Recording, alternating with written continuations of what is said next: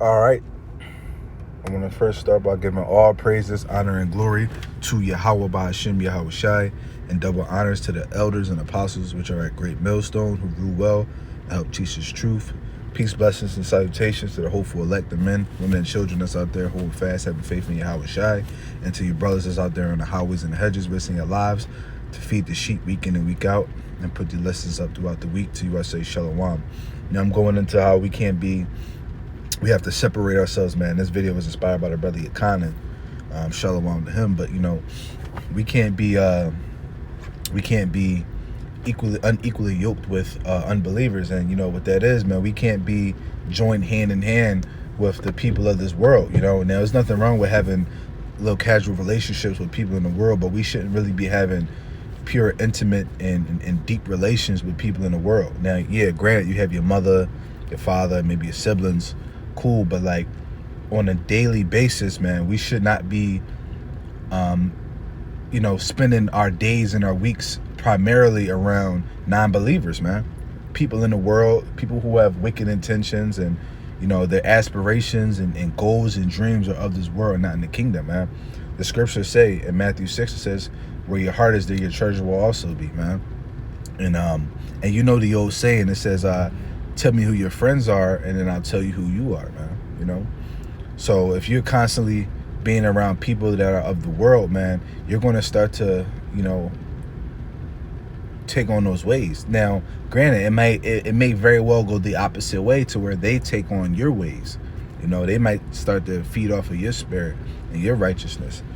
But how, yeah, maybe if it's one friend that it's might be a little different. But if you have a group of friends, man, more than likely, what does it say?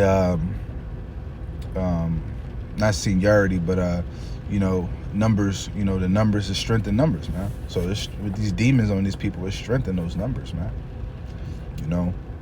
You're gonna be influenced by wicked, conversations, wicked thoughts, dudes in the world always trying to commit adultery, smoke weed, eat shrimp, crab, pork, lobster, try to go out on the Sabbath, and then now they inviting you out when it's a Sabbath, to go out to a club, or something, now you looked at like the cornball because you're not out, man. Now I'm gonna start with 2 Corinthians 6:14. It says, be ye not unequally yoked together with unbelievers, for what fellowship have righteousness with unrighteousness, and what communion have light with darkness? So what fellowship have righteousness with unrighteousness, man? The two don't mix, man. Just like oil and water, man. The two don't mix. So what good is it to come of a righteous man being joined hand in hand with an unrighteous man? What good is to come of that, man? Nothing. There's no good. Ultimately, if you really about your Father's business, this word and this spirit is going to be a hindrance on your relationship, man. Unless they be of the elect, and even if they are of the elect, it might not be their time to hear the word just yet, man. Got people that I told this truth to, that over time they kind of got it a little bit, but they wasn't really doing nothing with it. They wasn't really fully accepting it in their hearts, man. But then as time going on, they starts the seed starts growing into a flower, man. That happens. You plant the seed, and you just, it's up to the Lord whether he nourishes that seed, whether that seed fall in good soil, whether it falls on rocks, or whether it falls and gets swallowed up by the vine, man. I done seen all three of them, man. I done seen brothers wake up. I done seen guys wake up to the truth and and start trying to learn, but then the fucking truth bugged them out, and they, I didn't seen it, man. I didn't seen it. I got testimonies, man. Guys asking me questions, yo, we Israelites, and yada yada yada, this, that, and the third, and then turns around, the truth bugs them out. I had it was a friend of my brother, my little brother. It was one of his friends, his roommate in college, and which actually happened to be one of my childhood friends, ironically as that is.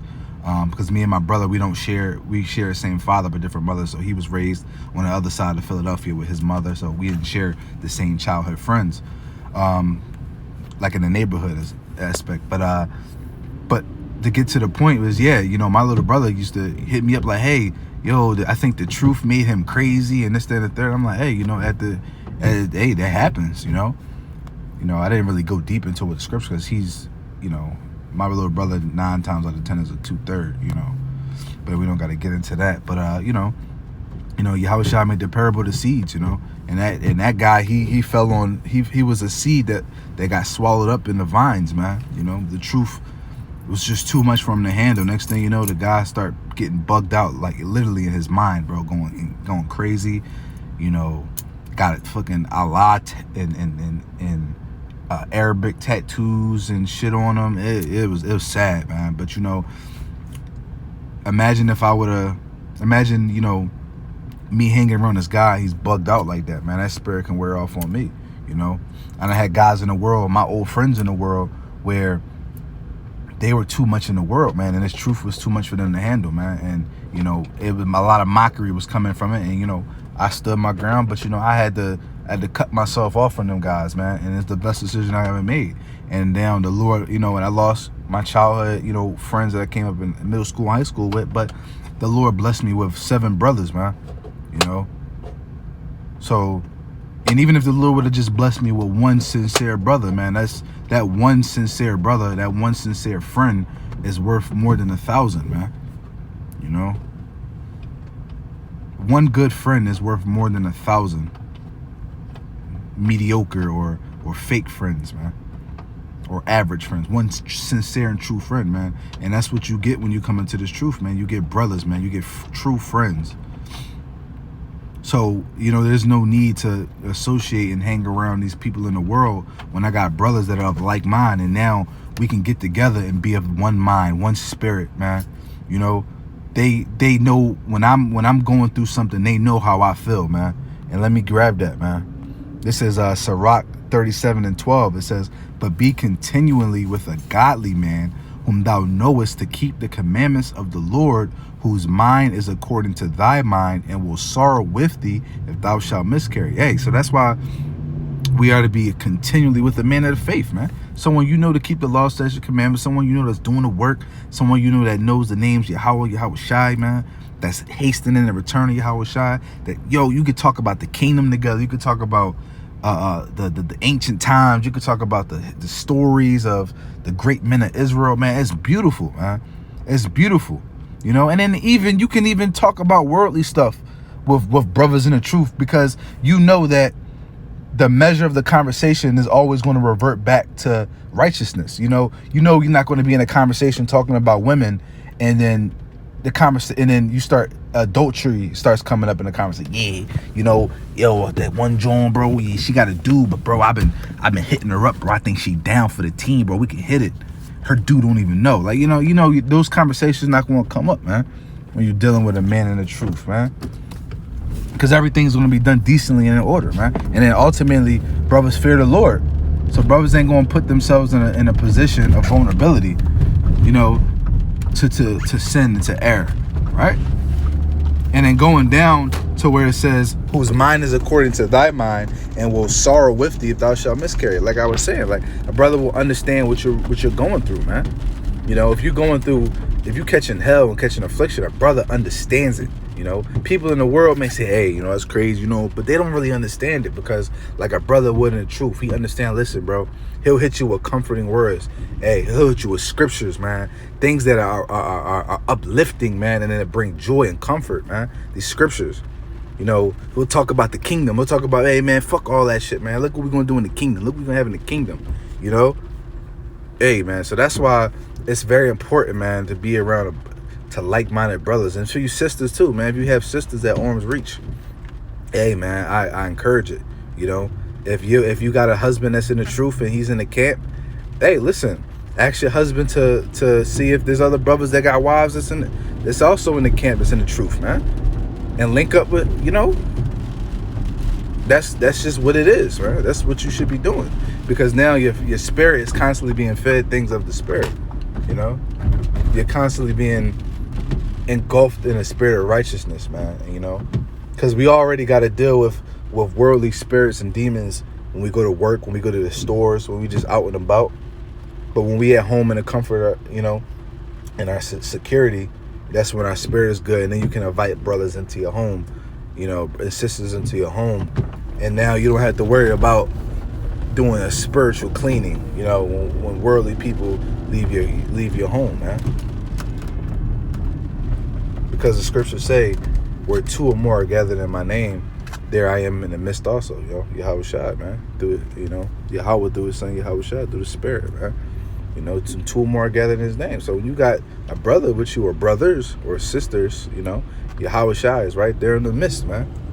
So that's what you want. You want to be in good spirits, in good company, You want to be constantly in good company. Psalms 34:7, the angel of the Lord campeth round about them that fear of them and delivereth him. Oh shit. It's like I'm driving. Gosh, people driving like maniacs, man. But like I was saying, Psalms 34:7, if you got an angel following you at all times, right? Because you fear of the Lord, you're doing the work. Is it not better to have a multitude of angels? 2, 3, 4, 7 angels, all in one gathering. That's beautiful, man. Maybe even be a chariot, that's beautiful. But when you imagine you going to a function with all worldly people, man, just think about that. It's like you'll feel like an outcast, man. And if you don't feel like an outcast in a room and group full of worldly people, then you need to check your spirit. You seriously need to check your spirit. If you feel welcome and you feel like you belong in a room full of worldly people, carnal people, then you need to seriously check your spirit, man, and examine yourself whether you be in the faith. But that's a topic for another day. And I'm gonna grab this, Amos 3:3. It says, can two walk together except they be agreed, right? So how can you walk with someone, and this can even be used in the truth as well, dealing with brothers in the truth.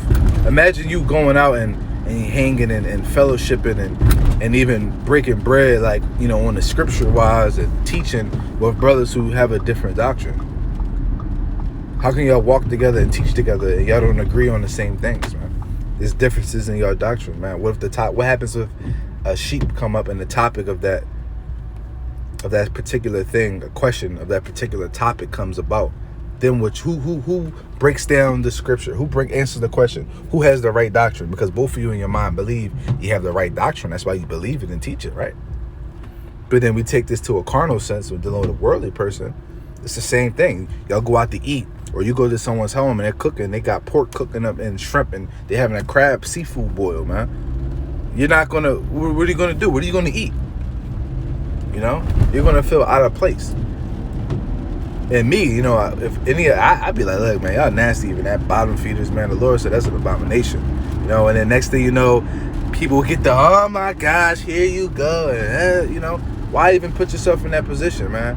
To be the black sheep, man. Why even put yourself in a position to be an outcast? Right? I had something in Psalms, but I think for the sake of it, I think I got the point across with the scriptures I had, man. But to bring this to the conclusion of everything, man, and surround yourself with like-minded brothers and like-minded sisters, man. It's good for your spirit. We in the end of this thing, man. The times we're coming into are evil. The scriptures say, measure the time diligently, man. And we can see that the time is evil, man. And we can see that, like, the scriptures like that, and the scriptures like Romans 13:11, where it says, knowing the high time to wake out of his sleep, for our salvation is near, that we believe. When we read these scriptures now, they're really coming to life, man. They're really not even coming to life. They are alive, man. These scriptures are actually born, because before they were just like planted seeds, man. Or like you could liken it to seeds, man. They were planted. And now we finally starting to see the fruit. We're starting to see the flowers bloom of these scriptures. We at the end of this thing, man. Lord knows how much time we got left in this place, man. And through the spirit, it ain't long, man. So it's definitely the time to be building your spirit. It's definitely the time to be surrounding yourself with brothers and sisters that can build you up, that can pick you up when you fall, man, that can help elevate you in this truth. Because ultimately we work out our own salvation, but then the scriptures say that there's I can't remember exactly what it says, but basically what it says is that it's not good that a man should be alone, man. It's not good that a man should be alone, man. It's good to have help, man. And part of having help is part of being humble, okay? Because being a lone wolf and feeling like you don't need nobody, it's called pride. That's wrongful pride, man. Feeling like you don't need nobody, because our whole thing is that we need Yahweh B'Shem Yahweh Shai, right? And us need Yahweh B'Shem Yahweh Shai, and we knowing how the Lord works, we know that He works through people. We know He works through His men, through a multitude of things, man. He uses things on our level and our frequency for us to keep pushing forward, man. All right. So, Lord willing, this lesson maybe have been, edifying to your viewers and you sheep that have heard this. Till next time, as always, Shalom.